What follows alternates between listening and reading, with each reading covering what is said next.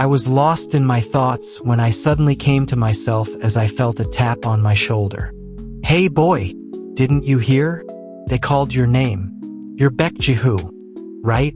The pounding rhythm of my heart merged with the faint tremor in my voice. "Yeah, that's right. Did they really call me?" Before he could answer, my name echoed through the hall's loudspeakers. I had finally passed the first step toward my big dream. Hearing the news of my acceptance lifted a bit of the heavy anxiety that had been pressing on my chest, though I was still worried about the future.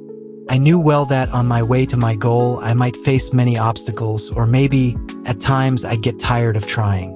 Still, the day I would give up on my dream would never come. That was a promise I had made to myself with all my heart. When I found out the reason I'd been accepted, I regained the bit of confidence I had almost lost during my performance. My singing ability, especially in the high notes, had impressed the judges.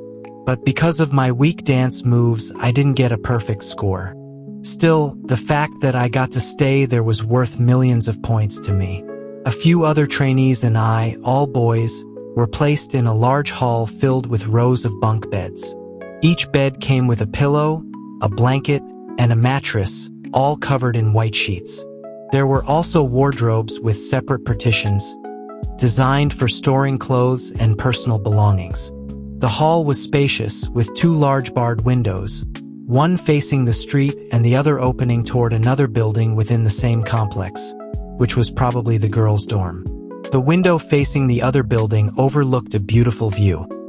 A cherry blossom tree that I was sure would bloom in 3 months when spring arrived, delighting anyone who saw it. I loved the scent of cherry blossoms. Luckily, there was a bed right beside that window. Without hesitation, I claimed it, threw myself onto it, and, ignoring everyone else, closed my eyes peacefully. It was past midnight. Everyone was lying in their beds. Some were snoring loudly, filling the room with noise, while others, like night bats, were still awake, whispering to each other or lost in their own worlds. I was among the latter. I put my earbuds in and eagerly listened to my favorite song. I was completely lost in the singer's soulful voice and that perfect melody when a sharp, pissed, right above my head shattered the few minutes of calm I'd managed to find after all that stress.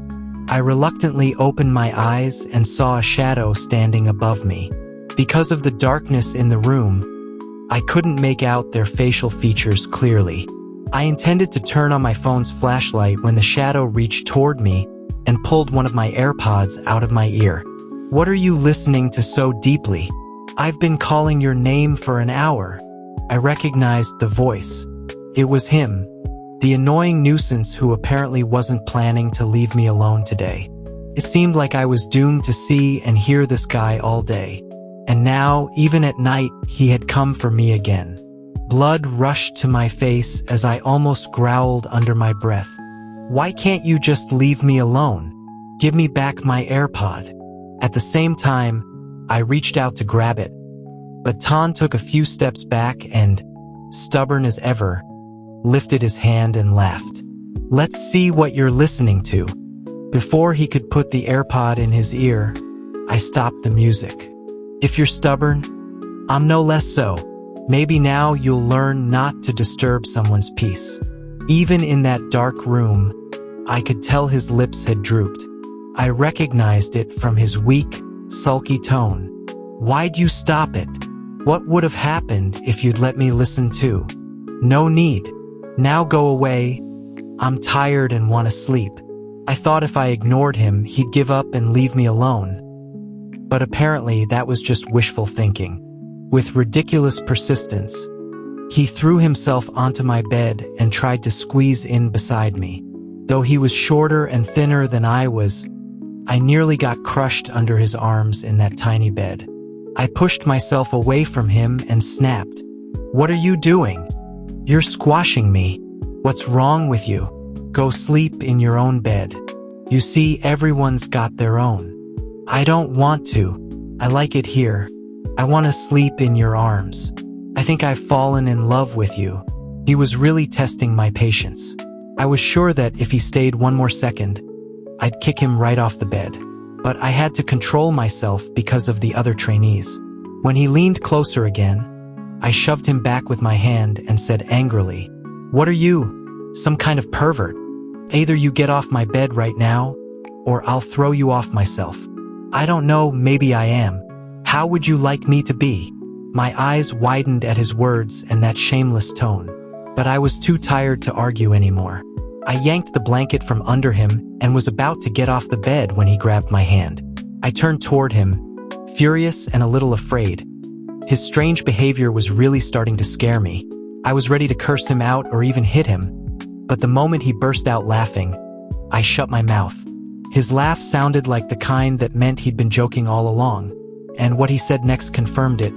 "Oh man, you're such a scaredy cat. I was just kidding. I joke around like this with my friends when I'm bored." My fear faded a little, though I was still angry. What kind of stupid joke was that? I sat back on the bed and said wearily, "Fine," I laughed. "Now get up and go. I want to sleep." This time he didn't insist. He stood up, and before leaving, placed a hand on my shoulder. "Don't be upset. I just wanted to change the mood. Unfortunately, this is how I deal with stress. Dumb jokes. Most people get mad at me for it, but bad habits die hard. You'll get used to it." This guy really redefined weirdness. His tone was so serious that I couldn't tell whether he was joking or not. He left me sitting there in stunned silence, but honestly, I didn't care anymore. Maybe, like he said, I just had to get used to his strange ways. I still couldn't understand why, out of everyone, he had to bother me. I sat on the bed, covering my ears. I didn't want to hear the noises coming from outside, but the shouting was so loud that even my relentless crying was lost within it. When would it stop? When would they finally give up? I wished one of them would. Among the chaos, the echo of a small child's crying filled the huge hall, tearing apart what was left of my fragile calm. I wished they would at least comfort that child.